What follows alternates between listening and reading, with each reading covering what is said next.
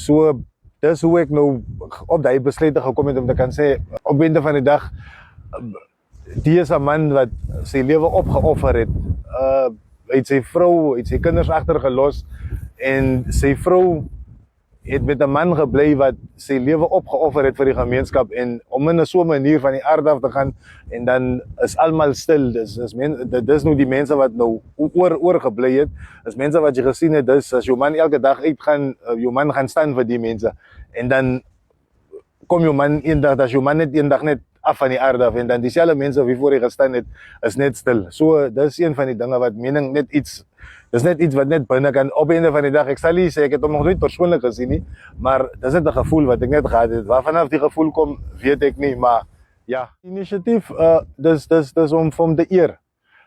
Ek het geverstaan daar's 'n Andile Boskistraat in Swakop, daar's 'n Andile Boskistraat in Windhoek en onlangs het ek nog verstaan daar's 'n Andile Boskistraat in Appington.